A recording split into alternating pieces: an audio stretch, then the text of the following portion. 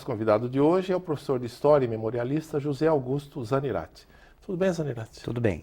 Satisfação receber você aqui. Da mesma forma. E que nos está brindando com esse belo livro, Memórias Projetadas na Tela de um Livro. Você teve o seu momento, ou sua vida, ou tem a sua vida de Cinema Paradiso, José Augusto? Para mim, a minha vida ela tem essa relação permanente, porque desde pequeno, envolvido diretamente com tudo aquilo que era da cinematografia, principalmente 16mm, né, que é um tipo diferente. E me criei colocando o filme na máquina, avaliando os filmes, revisando, né, para que ele fosse colocado novamente em circulação. Enfim, são várias tarefas que eu fiz nesse mundo, né? E nessa época, não muito distante, mas nessa época, trabalhar no cinema era diferente de trabalhar em cinema e era diferente de trabalhar com cinema. Dá para falar sobre essas três situações, José Augusto? Muito diferente, né? A gente se envolveu durante toda a vida com o cinema, com partes diferentes. Trabalhar no cinema era uma raridade poder participar de um set de filmagem, por exemplo, no caso do Rio Grande do Sul, da onde vem, nos filmes do Teixeirinha, que marcaram a história do estado, né? Trabalhar num cinema, né, era mais diferente ainda porque tu estava nos bastidores e daquilo que as pessoas iam assistir, que era uma diversão singular, muito difícil, cara, era uma diversão cara, os cinemas na capital, no centro. E trabalhar numa distribuidora, que então é para o cinema, vamos dizer assim, né, era muito distante, porque na realidade não se vivia o momento mágico que é a projeção de um filme, né? Então se trabalhava apenas para que um conjunto de pessoas pudesse ter aquele momento mágico e conhecer o cinema, como foi o caso na década de 50, que as pessoas passaram a conhecer o cinema só na década de 50 do século passado, né?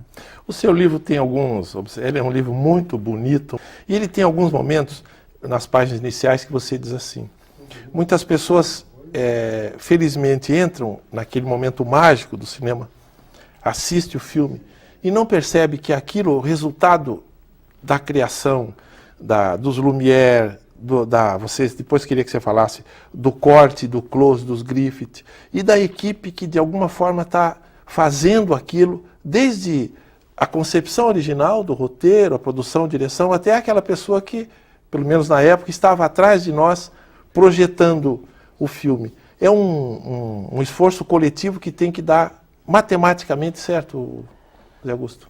Perfeito, né? Porque um filme, ele é algo que é sonhado, né?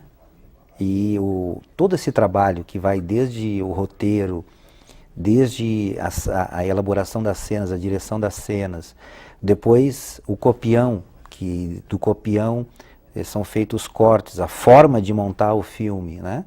As cenas que tu coloca na ordem, na sequência adequada, é construir esse sonho, é tornar o sonho realidade, nos detalhes, né? Então, se existe algo que pode dividir o sonho em partes, é o cinema, né? E pode juntar essas partes. Um filme, ele pode ser completamente diferente dependendo da forma como tu juntares as cenas, né? Dá um segmento diferente. A gente tem visto filmes em que a essência do filme não é a filmagem, é a montagem, né? E eu acho que esse é um trabalho que, para quem entra no cinema, ele é imperceptível, né? E lamentavelmente se coloca os créditos no fim, né? Quando todos já se levantaram.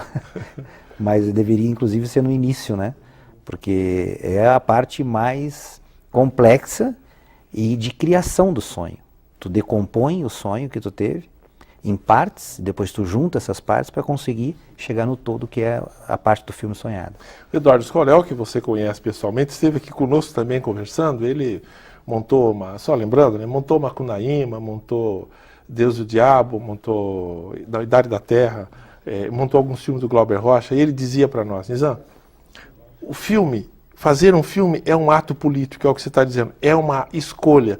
Eu perguntei, mas Eduardo Scorel, e um documentário? Ele falou assim: não, um documentário nunca ele é absolutamente neutro. Seguramente, ele disse, o primeiro documentário, que é o Nanook, né, Esquimó, o diretor disse assim, roda. E aí as pessoas começam a se movimentar como se estivessem agindo naturalmente. É assim o cinema, essencialmente político? Ele é essencialmente político. Ele nasce político e ele tem como ação o desenvolvimento político também, e o resultado é um conceito político individual de quem assiste, né?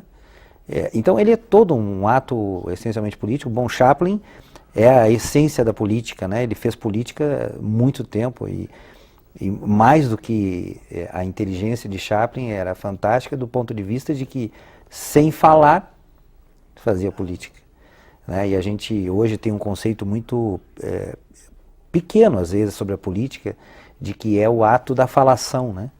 E na realidade, se observar Chaplin, fez política sem dizer uma palavra, né?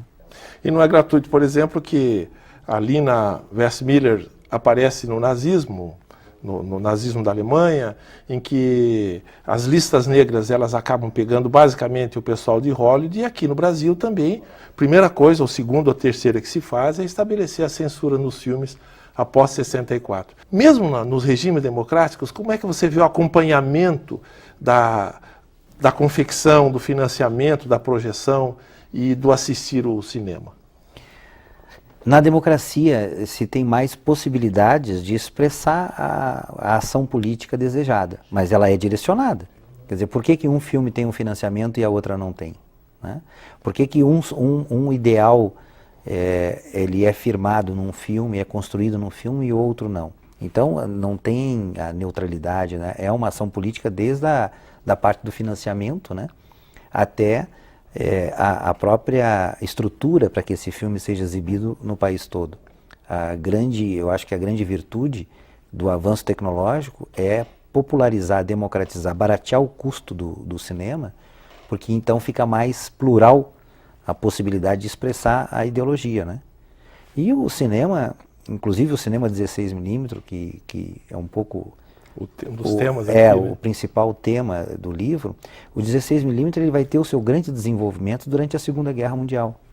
É ali que o cinema ele se encontra como um aparelho de propaganda da guerra, contra e a favor, mas é um instrumento importante e é ali que ele se populariza. E é um ato político, evidentemente, né? Isso é fazer cinema. Como é trabalhar um cinema com 7 anos de idade? Eu estou lembrando do filme do Cinema Paradiso, porque tem uma foto aqui que, por sinal, está muito bem projetada. Vamos homenagear aqui o cinema, né? A capa do livro que a gente está vendo. Como é, desde os 7 anos? Vou te fazer direto a pergunta. Como é o pai da gente ter um cinema em casa? Como é que é isso, Augusto? Fantástico, é fantástico, né?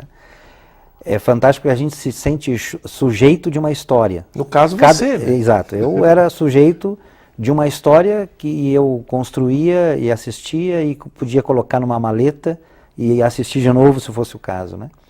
Então, em casa, o grande sonho do meu pai, que se realizou, foi construir um próprio cinema, né? Uma sala com tela, com projetor fixo, permanente, com poltronas de cinema, onde ele podia avaliar todos os filmes que ele ia recebendo para poder distribuir, né? Então, é uma coisa fantástica, é um sentimento gostoso de tu poder realizar, né?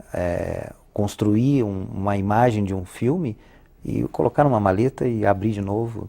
Veja, eu estou falando de algo que pode parecer muito simples, com DVD, com CD, com o videocassete depois, antes, né, de tudo isso, mas na época, eu estou falando de uma época que a televisão era um privilégio de poucos, né? Tu vê a televisão, ela surge no Rio Grande do Sul, por exemplo, em 59, em São Paulo na década de 50, né? E o cinema já é anterior a isso. Então isso era um privilégio, era como se hoje eu pudesse guardar num DVD uma história toda que eu pudesse assistir a qualquer momento. Esse era o papel do cinema na década de 40, 50. O seu Geraldo, seu pai, eu estou fazendo um paralelo porque é muito... Aquela história do Cinema Paradiso, volto a dizer, desculpe estar repetindo, porque ela é uma história universal, né? No Cinema Paradiso, com o Felipe Noiret, aparece de repente o padre, o pároco local, né? Em que assiste antes alguns filmes e coloca um pedaço de papel dizendo essa parte não pode, tocava a campainha, aquela coisa muito bonita, né, e simbólica. Mas também na casa do Zanirati, está escrito aqui no livro, havia reuniões familiares para discutir, para assistir os filmes, esse é adequado para tal cinema, outro. Quer dizer, de alguma forma, vocês aí, não em termos de censura, mas definiam a qualidade dos filmes que iam para os vários cinemas em Porto Alegre. E o preço também, né? Então, o filme que a minha irmã, por exemplo, era mais especializada... Lídice, né? A Lídice era mais especializada nessa tarefa. Ela ficava assistindo, ela tinha uma planilha, né? E ela ficava assistindo quantas vezes aparecia o beijo no rosto, ou o beijo na boca, o abraço, se a mulher aparecia nua ou não. E com esses dados que ela fazia observação, então meu pai conseguia colocar o preço no filme. Só, desculpe te interromper, mulher aparecer nua ou não nos filmes que chegavam na casa do seu Zanirati nos anos 50, 60, era alguma sugestão, né? Uma lingerie, alguma coisa, não é verdade? É verdade, é verdade. E aí, ali... O que já era muito grave, né? Dona Ironita? Ironita, minha mãe. E os Antônio, os outros, você menos, aí faziam essa reunião e diziam, esse vai para tal público, tal preço. Exatamente. O preço definia um pouco também o público que podia assistir, né? Sim. E às vezes aconteciam alguns enganos, né? Tem uma história muito clássica, né? De um padre que chega na distribuidora do meu pai na segunda-feira para entregar o filme, furioso, né? Porque o salão paroquial foi destruído. E foi destruído pelas pessoas que estavam assistindo o filme. E o meu pai pergunta então por quê? Ele diz, porque os seios da mocinha do filme aparecem. Isso nos anos 50 era um absurdo. Hoje, se o filme não tiver sexo explícito, ele não emplaca, né? Mas naquela época custou um salão paroquial destruído pela população, porque uma parte dos seios da mocinha apareceu. A gente está aqui no século XXI.